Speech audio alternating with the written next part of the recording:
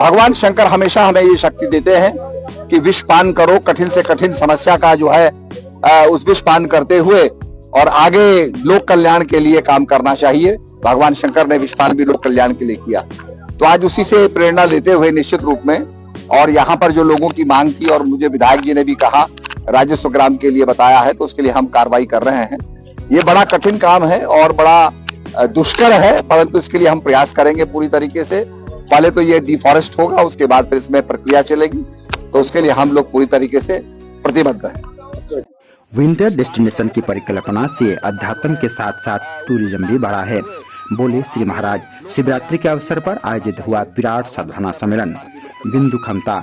सनातन धर्म का मूल तत्व मानव धर्म है, जिसमें सर्वमंगल का भाव समाहित है। वही मानव धर्म है जिसकी आज नितांत आवश्यकता है। प्रिय सज्जन, सादर नमस्कार।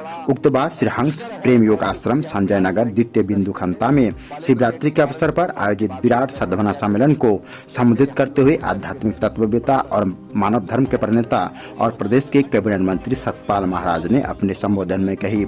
उन्होंने कहा कि महाशिवरात्रि का पावन पर्व भारत ही नहीं बल्कि विश्व के अनेक देशों में उल्लास पूर्वक मनाया जाता है।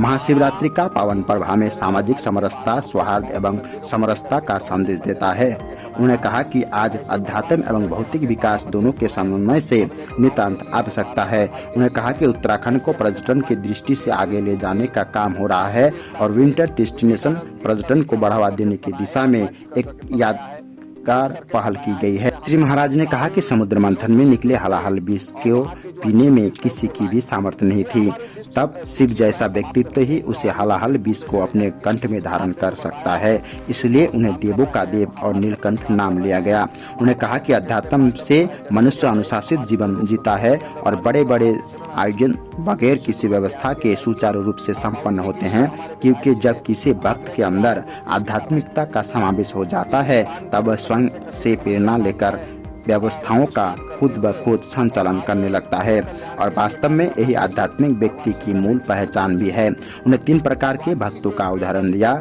जिसमें एक वह भक्त जो सुनने के बाद उसको निरर्थक व्यतीत कर देते हैं, दूसरे जो सुनने के बाद लोगों से कहते हैं और तीसरे जो सुनने के बाद उसे अपने अंतर्गमन में धारण कर उसे जीवन में उतार लेते हैं। इस दौरान अमृता माता जी ने भी सारगर्भित उद्बोधन में के माध्यम से शिव और शक्ति के महत्व को समझाते हुए सभी से सन्मार्गी बनने का आह्वान किया। उन्होंने कहा कि समय के सद्गुरुदेव समय समय पर इस धराधाम में आकर धर्म की स्थापना करते हैं और मानव को उसके वास्तविक जीवन के उद्देश्य का बोध भी कराते हैं।